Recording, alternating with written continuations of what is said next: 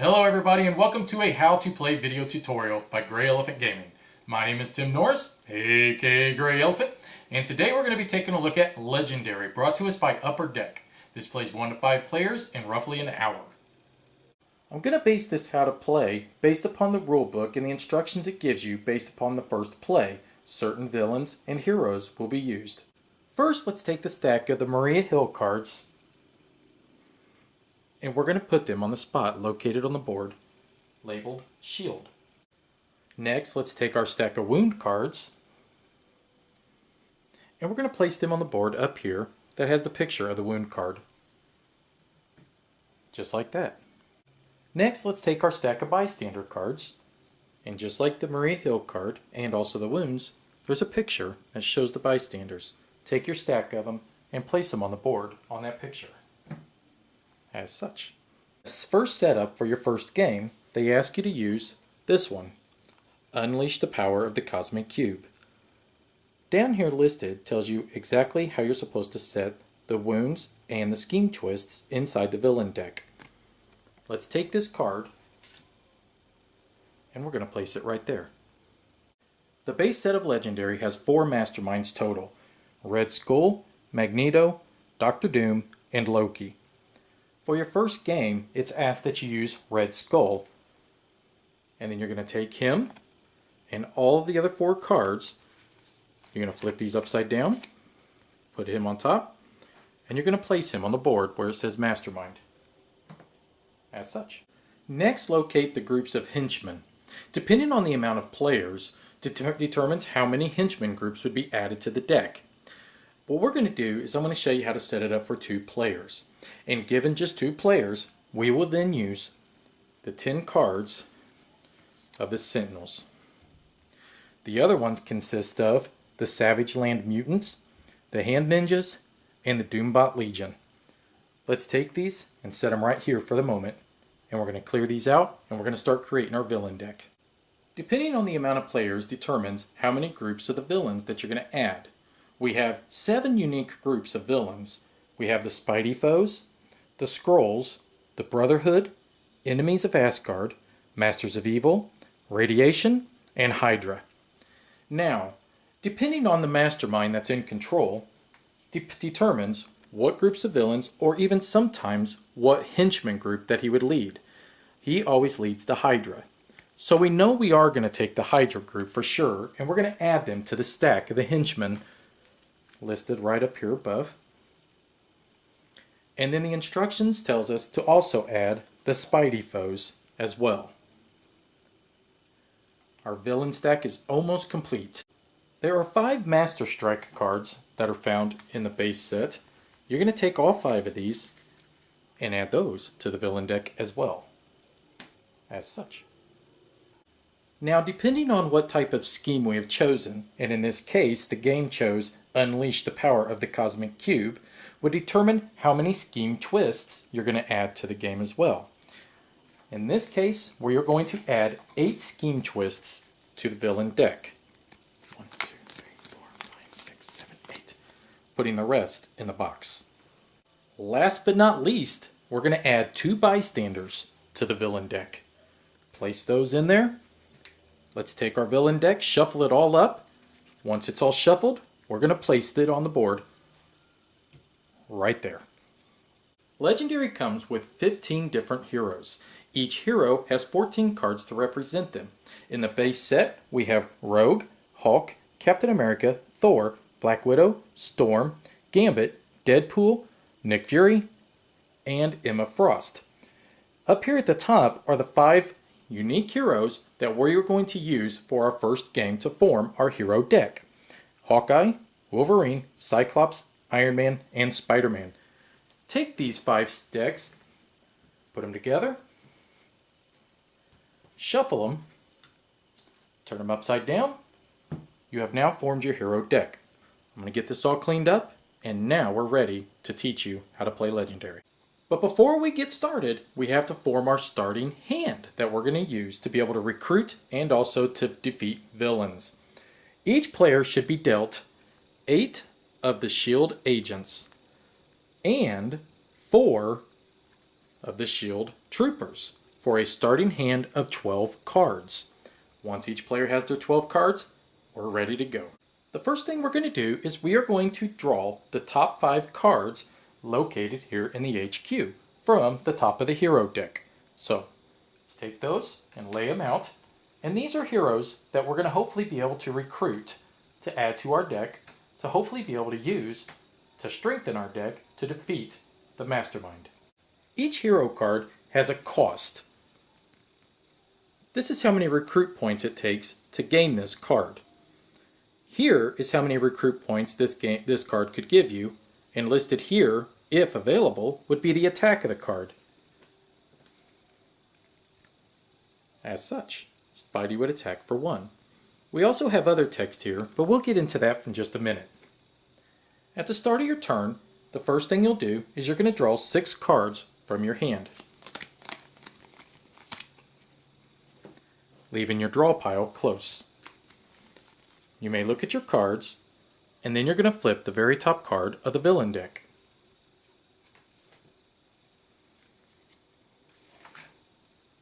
Let's take a closer look at the villain card. We see here the name of the card. It's a sentinel. Here it is a henchman or a villain. Here is listed the value or the victory points of the card. If you fight this character, you must KO one of your heroes. That would be out of your hand. This is just flavor text, but here is the number that you would have to come up with in attack points to be able to defeat this sentinel. What we drew was 4 shield agents and 2 shield troopers. Each shield trooper will give you a value of 1 attack. So this turn, we would not be able to have enough attack to get to the 3 needed to defeat that sentinel. Each one of the shield agents gives you 1 recruit point. Remember what I said about the heroes? The number down here in the bottom is what is required to recruit them. You also have other text, and let's take a look at that now. This here says, reveal the top card of your deck.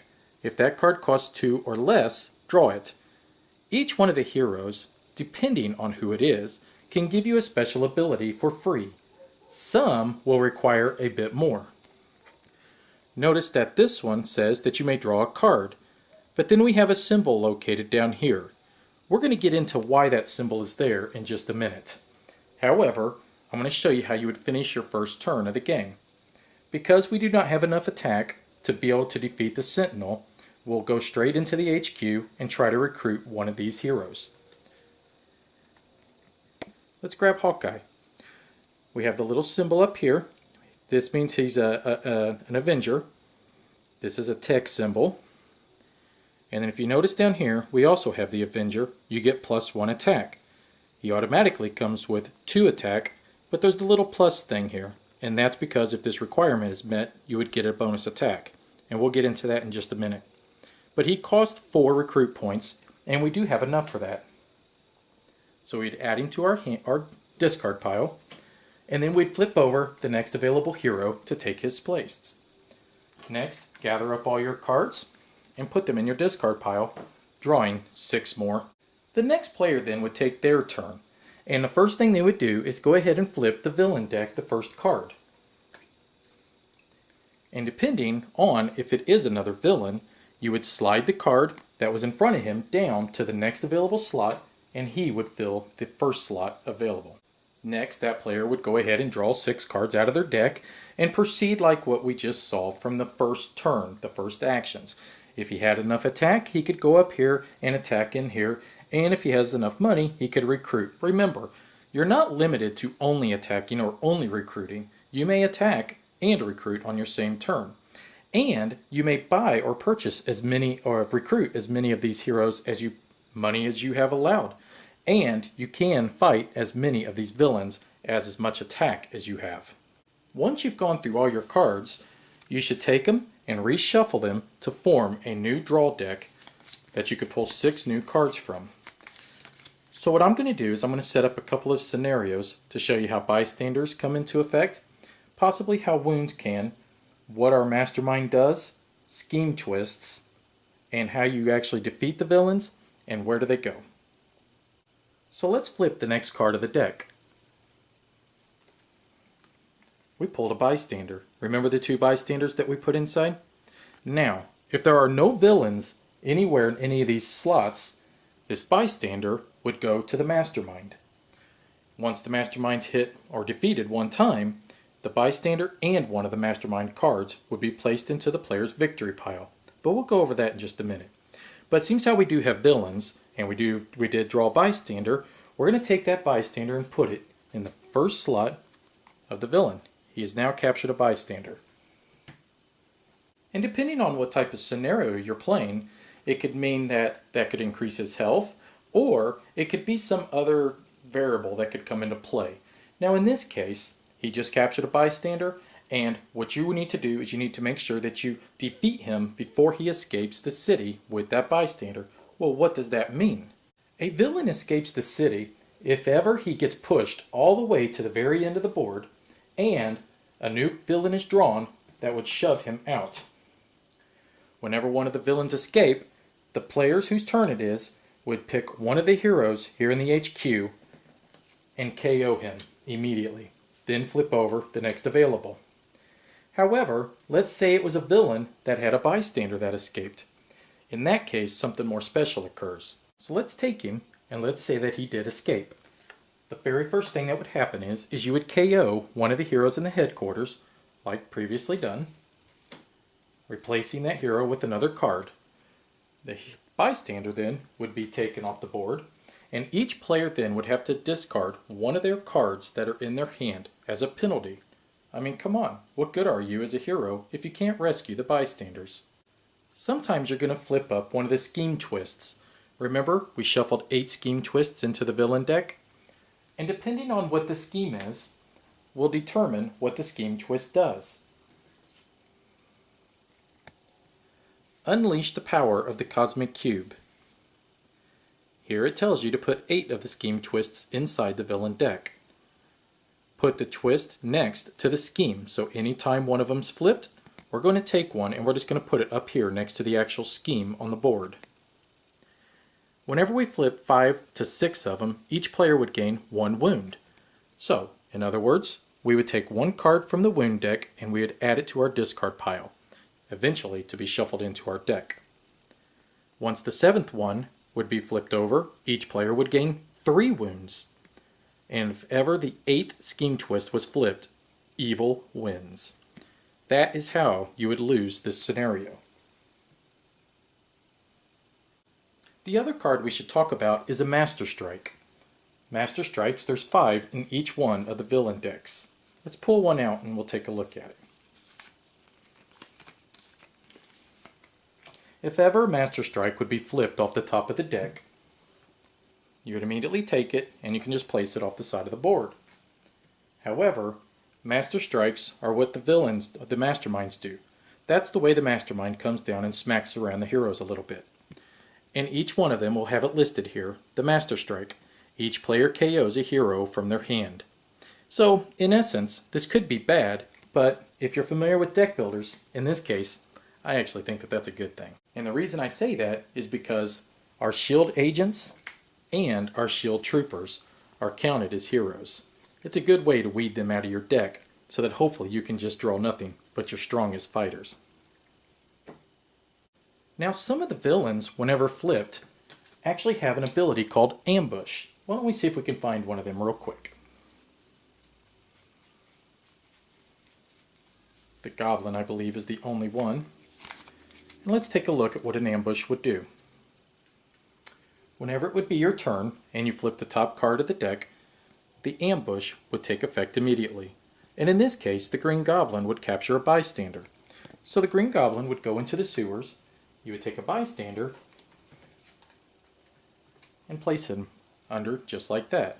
Now what I'm going to do is I'm going to show you how you would actually activate a superpower that's listed on some of these characters. Now the easiest way for me to do that is we're going to take these 2 matching Iron Man cards that have been flipped up.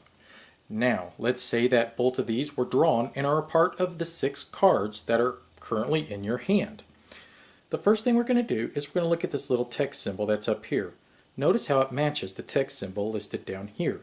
What that means is you play this card first, and because it has the text symbol, by playing this card next, you can activate its superpower listed down here. So you would be able to draw a card automatically. However, because this card was played first and it did have the text symbol, you would be able to draw an additional card and add it to your hand for a total of 3 cards that would be given to you in this turn. And there's all kinds of superpowers that will be activated, whether they increase power, whether they increase money, all kinds of things. And it depends on what card is played first for you to be able to play the next card to be able to activate it. For instance, let's say that we had played a shield agent. No, actually, let's use this Wolverine would be a better example. Notice the Wolverine, his little symbol here. Yes, he is an X-Man, but we're not looking at that. We're looking at the symbol right underneath it. If the Wolverine was played first, then we would have played this Iron Man card. Well, that does not match his symbol. All we'd ever be able to do is just draw 1 card. We would not be able to activate the superpower. However, once again, then we would be able to activate this card's because this one was played first to be able to draw and use its superpower. If at ever any time you start collecting too many wounds, and let's say on your turn you had several wounds in your hand,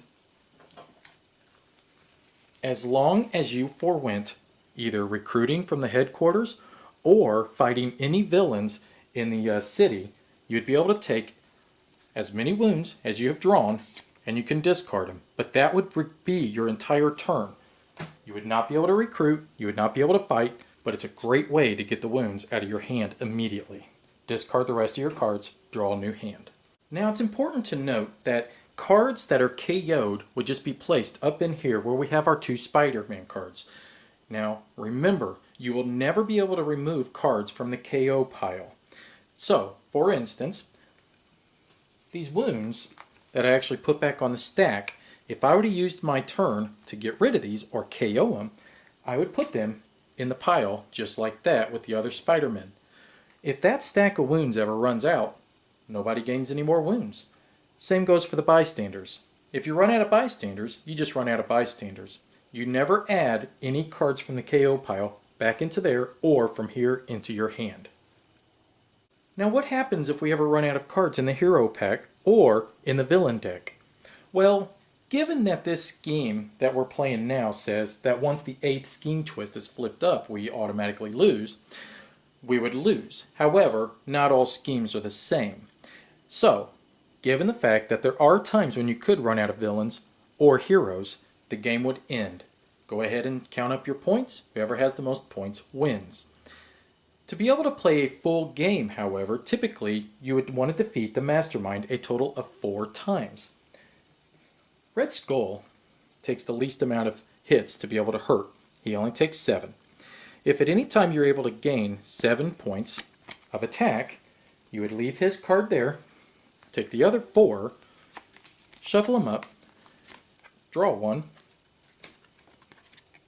and then if you notice here, it says fight, you gain +3 attack. What that means, immediately you would gain +3 attack that you could use to maybe even smack him around again.